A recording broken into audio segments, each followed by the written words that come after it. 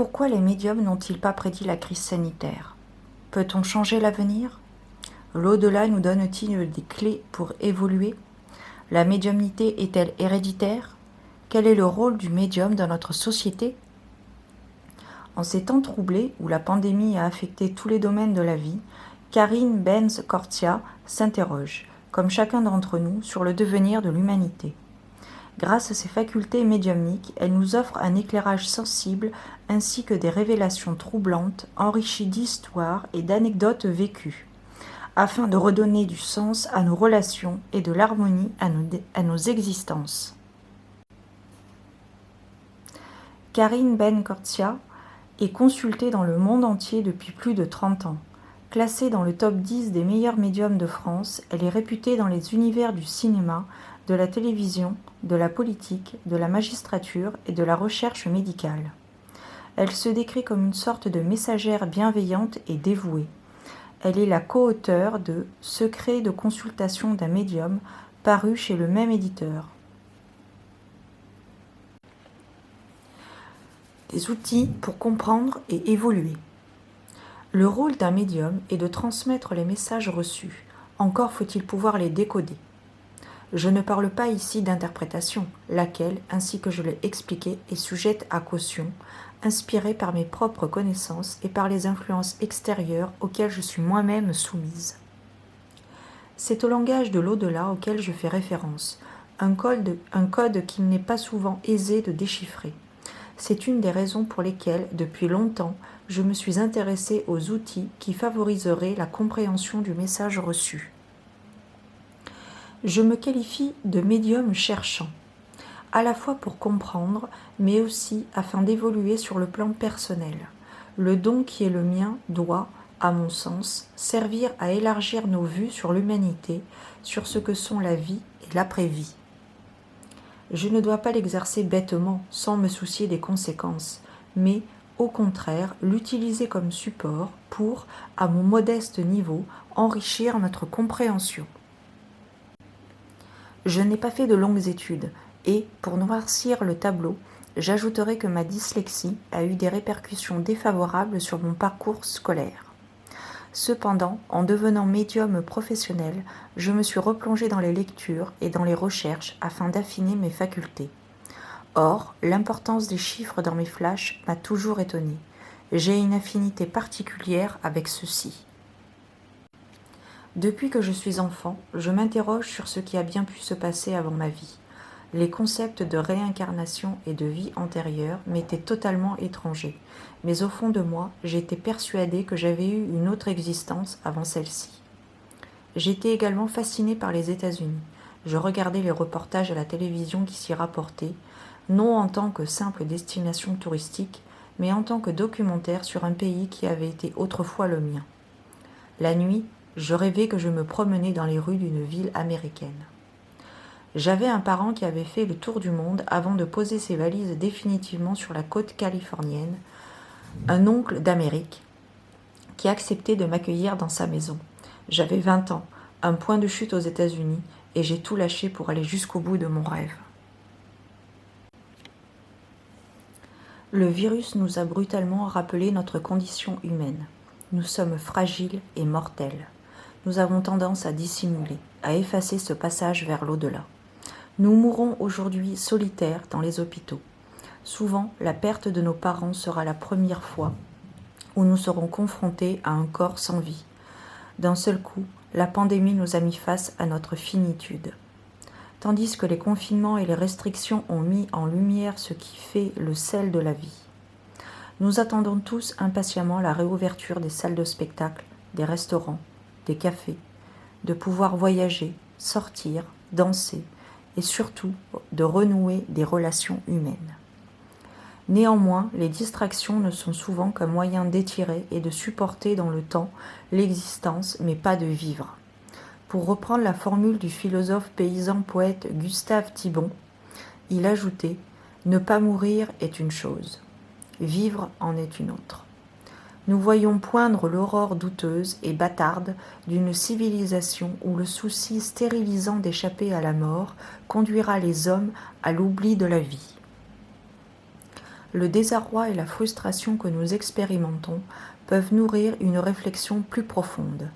Il y a des choses à comprendre sur Terre qui ne sont pas de l'ordre du matériel. L'autre monde d'après, quel est-il? Quels sont les liens qu'il entretient avec notre monde ici-bas? Pouvons-nous changer notre destinée? Il est rare qu'en consultation on me pose ce genre de questions. En ce qui me concerne, ma mission n'est pas seulement de transmettre des messages de manière individuelle, mais aussi de réfléchir et d'approfondir le rôle que peut jouer une médium dans la société. Le jeu du ciel. Ce livre s'achève et avec lui un portrait du monde d'après qui vous effraie peut-être.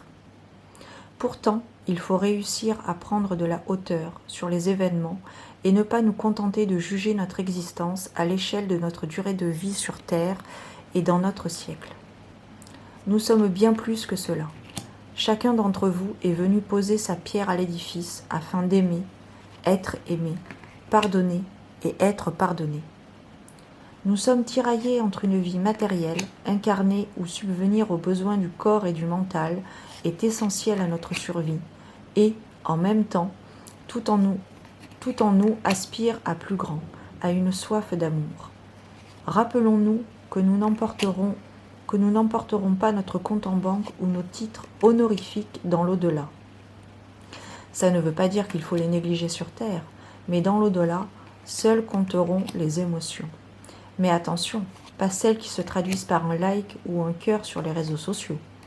Elles ne sont que de la poudre aux yeux, sans plus de consistance que de la barbe à papa. Ce que nous emporterons sera notre capacité d'amour et notre capacité à semer la graine qui, un jour, nous conduira à la perfection finale, à être réunis avec le grand tout. Donnez-lui le nom que vous voudrez, mais sachez que nous ne sommes jamais seuls. Jamais. Dans le désespoir ou la solitude, adressez-vous à votre guide. N'hésitez pas. Et avancez. Décidez du monde dans lequel vous voulez vivre et que vous voulez léguer. Il y a un siècle, une Américaine, Florence Scovel Shine, artiste et illustratrice, consignait dans un livre « Le jeu de la vie et comment le jouer », ses idées pour défendre une nouvelle école de pensée. Ce qu'elle a écrit dans les années 1920 résonne encore aujourd'hui, justement. Tout pouvoir est donné à l'homme, par la pensée juste, de réaliser son ciel sur terre, et voilà le but du jeu de la vie. Je ne saurais mieux dire. Je vous souhaite sincèrement et du fond du cœur que votre chemin s'illumine et vous conduise au bonheur. Coucou YouTube, j'espère que tu vas bien. Alors ce soir, je vais te faire un retour sur un livre que j'ai reçu il y a quelques semaines. Et donc forcément que j'ai lu quand même pour te faire un retour objectif. Enfin objectif, un vrai retour. Donc c'est ce livre-là. Donc Réflexion d'une médium en temps de crise et maintenant. Donc c'est la médium Karine Benz-Cortia qui a écrit donc ce livre. Alors, tu vois, je retombe sur ce chapitre. Il y a un chapitre qui m'a particulièrement marqué, voilà. Donc, je vais commencer par le début. Donc, au début, tu as une préface de Julie Depardieu qui travaille avec, qui bénéficie de certaines consultations avec donc Karine Benz-Cortia, donc la médium. Et ensuite, nous avons différents chapitres. Alors bien évidemment, il y a quelques informations concernant la conjoncture mondiale actuelle, mais pas que. Dans ce livre, elle a proposé donc à certaines personnes qui ont fait appel à elle, à son travail, à son don, sa capacité, de témoigner et donc de raconter leur histoire qu'elles ont traversée avec cette personne, donc Karine Benz-Cortia. Donc c'est très intéressant. Alors il y a plusieurs petites choses que j'ai particulièrement appréciées. J'ai été un peu, comment dire, alors je vais inventer un mot, je ne pense pas qu'il existe, mais j'ai été un petit peu émotionnée. Un petit peu quand je te présentais le livre, voilà il est derrière, je ne vais pas te le montrer, le livre de David Sabat. Je ne suis pas tout seul dans ma tête. J'ai été un petit peu émotionnée aussi quand j'ai lu son livre. Et même après d'ailleurs. Mais bon, là on parle de celui-ci. c'est à travers le témoignage de certaines personnes qui ont fait appel à elle. Ça nous parle donc de médiumnité, de régression dans les vies antérieures, également de flammes jumelles, de médiumnité pure bien évidemment. Et voilà, il y a des témoignages qui sont relativement touchants, je trouve, à mon sens. Et à travers ces témoignages, elle nous livre aussi quelques clés et quelques points par rapport à la médiumnité, voilà, de manière générale et personnelle, bien évidemment, puisque ça retrace quelques passages de sa vie. Alors, c'est pas une biographie, mais voilà, c'est plus un témoignage sur différentes facettes de la médiumnité par rapport à la conjoncture actuelle. Donc, elle nous donne son avis relativement, comment dire, je pense que c'est une femme qui a du caractère. Alors, je ne sais pas si je peux me permettre de le dire à la vidéo. Si jamais cette dame passe par là, j'espère qu'elle ne m'en voudra pas. En tout cas, de ma part, ce n'est pas du tout, c'est tout à fait bienveillant et voilà. Mais je pense que c'est une personne qui sait ce qu'elle veut et voilà, elle est sûre d'elle. Voilà, et ça, c'est très appréciable. C'est très appréciable de la lire, justement, par rapport à ça. Et donc, il y a un chapitre qui m'a particulièrement touchée, celui qui est intitulé donc « Puisque tu pars », qui fait référence à une chanson de Jean-Jacques Goldman. D'ailleurs, je crois que, si je me souviens bien, elle le mentionne dans les premières lignes. Et du coup, voilà, c'est un chapitre qui m'a particulièrement touchée. Il y a... Alors, je vais te dire quand même le sommaire, puisque tu l'as vu, tu as pu le voir éventuellement lorsque je t'ai lu certains passages du livre. Mais voilà, j'ai fait ça un petit peu aussi pour meubler, disons. Mais voilà, donc il se compose donc de différents chapitres. 3 principaux, et ensuite nous avons les sous-chapitres. Donc le premier, c'est pandémie et prédiction, avec plusieurs chapitres, dont celui Puisque tu pars, qui est relative à l'histoire d'une de ses consultantes qu'il a consultée. Voilà. Elle nous parle aussi d'hypersensibilité, enfin vraiment très intéressant à lire comme livre, comme témoignage sur la médiumnité si tu t'y intéresses. J'ai d'ailleurs été agréablement surprise de recevoir ce livre. Je remercie les éditions Très Daniel de me l'avoir envoyé pour que je le lise bien sûr et que je te le présente, que je t'en parle, parce que j'ai plus l'habitude de recevoir des oracles et des tarots. Et là pour le coup, agréablement surprise dans le bon sens. Il se lit très facilement, je l'ai lu en à peine 8 jours, voilà. Mais enfin vraiment il est très très intéressant, aux éditions Exergue, pardon, du groupe Très Daniel. Et donc ensuite on a un deuxième grand chapitre, un pont entre deux mondes, pardon, avec notamment des outils pour comprendre et évoluer, médium cherchant, donc ça c'est, elle se définit comme telle, médium cherchant, puisque personne n'a la vérité absolue, personne n'a inventé l'eau chaude, c'est ce que j'aime à dire, on n'a pas inventé l'eau chaude, on en apprend tous les jours à différents niveaux et à tout âge. C'est important de le savoir et d'en prendre conscience. Et du coup, je trouve que c'est très humble de sa part de le mentionner clairement dans son livre. Voilà. Elle nous parle également des heures miroirs, donc des chiffres particulièrement, puisqu'elle travaille particulièrement aussi à travers les chiffres, donc la numérologie, et moi ça me parle un petit peu. Donc, mais elle par contre, c'est, disons que moi, par rapport à la numérologie, je travaille dessus en surface, enfin de manière assez générale, mais elle, c'est plus par rapport à la Kabbale et par rapport à ses origines. Ensuite, nous avons les vies d'avant ma vie. Donc là, c'est un chapitre où elle nous parle de régression dans les vies antérieures. Ensuite, nous avons libre arbitre et destinée, avec une date clé qui est, semble-t-il, importante pour elle. Et enfin, le dernier chapitre, la place du médium. Voilà. Et il y avait aussi ce chapitre, tu vois, je retombe dessus, les affaires criminelles, parce que justement, il y a un monsieur qui travaille dans la police, bref, peu importe, à l'époque, il était commissaire ou quelque chose comme ça. Et donc, il a fait appel à Karine Ben-Scortia, voilà, c'est ça, Karine Ben-Scortia, pour l'aider dans la résolution de disparitions, de crimes, etc. Et ça, c'est un sujet qui m'intéresse particulièrement. J'ai déjà lu, enfin je suis en train de le lire, je n'ai pas fini de le lire, un autre livre sur justement les affaires criminelles et la médiumnité jumelée, on va dire. Et du coup, c'est pour ça que je suis agréablement surprise d'avoir reçu ce livre, parce qu'il y a des petits points dedans qui m'interpellent particulièrement. Et voilà.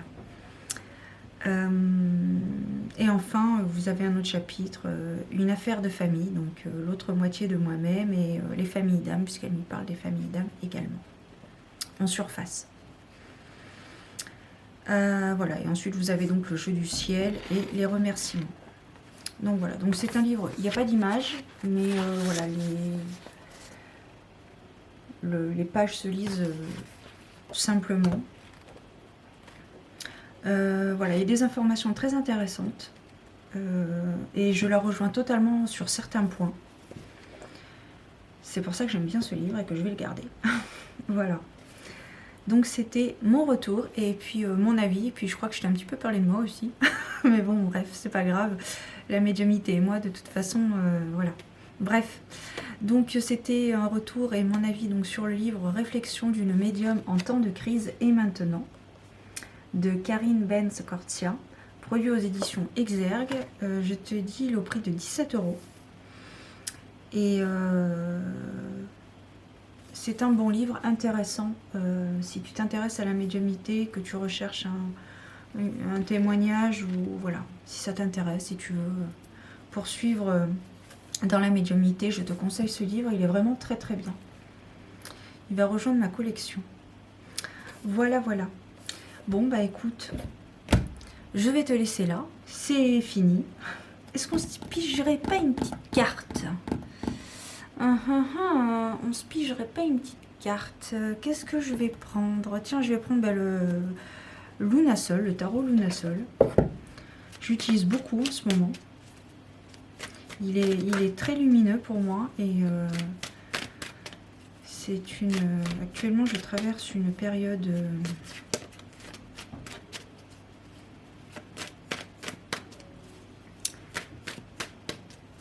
pas très simple, mais pas impossible. Donc tout va bien. Alors je vais voir quel est le... Ah non, j'ai envie de prendre... non, j'ai changé d'avis au dernier moment. Message de vie de Sergio Duguay. Duguay, non. Mario Duguay, pardon. J'ai envie de prendre celui-là. Ah là là. Alors nous allons voir quel est le message que nous devons recevoir aujourd'hui. Hop là, ben voilà. Ah ben il y en a deux. Allez, on en aura deux. Le sens intérieur. Je suis à l'écoute de ma voix intérieure. Je fais taire les bruits de mon mental. Je cesse d'écouter ma personnalité, d'écouter les autres, et je deviens attentif à ce que mon cœur aimait. Je cesse de douter et je prends confiance en mon sens intérieur. La seule vérité qui apportera une réponse en harmonie avec mon plan de vie se trouve en moi. Et donc la deuxième carte, c'est faire confiance. Je vis avec légèreté toute situation. Je dédramatise et j'avance avec amour. Je reste en harmonie, peu importe ce qui arrive. Je ne me laisse pas entraîner dans le jeu de la personnalité qui me dit de paniquer et de me fâcher. Je lâche prise, j'accueille et je reste en lien avec Dieu. J'accrois ainsi mes forces spirituelles intérieures. J'adore. Ok, bon bah écoute, c'est fini. Cette fois-ci c'est fini. Je te souhaite une belle soirée, une bonne journée, suivant à l'heure à laquelle tu écoutes, tu regardes cette vidéo. Et donc c'était, voilà, Réflexion d'une médium en temps de crise et maintenant de Karine Ben-Scortia. Prends soin de toi et n'oublie pas que les choses les plus simples sont parfois les plus belles. À très bientôt.